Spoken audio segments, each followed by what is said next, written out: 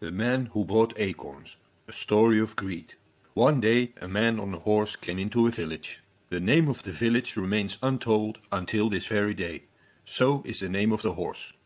The stranger loudly stated he had come to buy acorns and was willing to pay €1 for each acorn.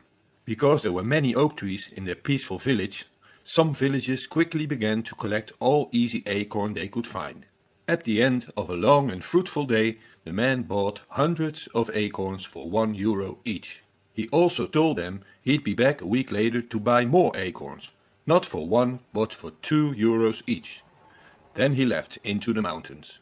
Again some villagers, a lot more than the first time, also began to gather acorns, though less acorns were found. Children and the not so clever ones were the first to lose their precious collected acorns to unsavory characters. Clockwise, a week later, the man reappeared, paid them €2 per acorn each and promised the excited and nervous villagers again to be back next week to pay the, as he flattered, nice people of their small and modest town at least €5 for each acorn they could bring in. In and around the village it wasn't so easy anymore to collect big numbers of acorns, but still they found plenty in the nearby woods and little further away places surrounding their now much discussed village. As said exactly on time, 1 week later the man appeared and paid all villagers €5 per acorn, continuously expressing his gratitude to the local people for letting him buy their acorns. As he wiped tears from his eyes, he loudly declared he would be back again same time next week to pay them no less than €20 per acorn each. And off he went into the mountains. Despite their effort, the villagers now could hardly find any more acorns. Some shrewd people who hadn't sold all acorns yet were forced to donate theirs to the community, but still it didn't seem to be enough to curb and temper the local enthusiasm.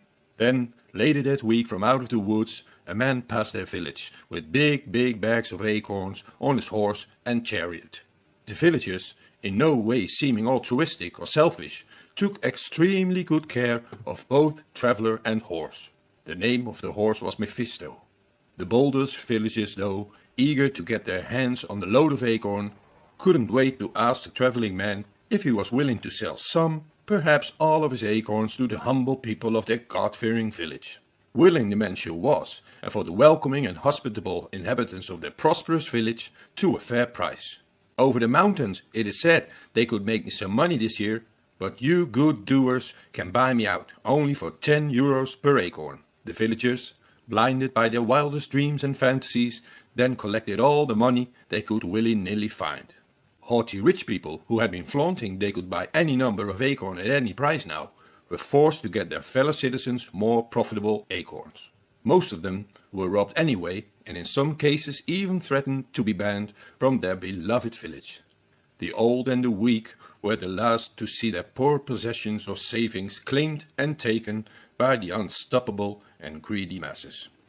They bought the thankful man all out of acorns, and the only thing the now considered wealthy villagers had to do was to wait for their man to even bring them more wealth. But a week later, and weeks later, the man from the mountains, however, never returned. In fact, the villagers never ever saw that promising man again. And then they understood. They were fooled, tricked, and licked. They had lost their money to a false prophet. All he left behind was a never ever more discussed village, its dazed and confused people, and a large amount of priceless acorns.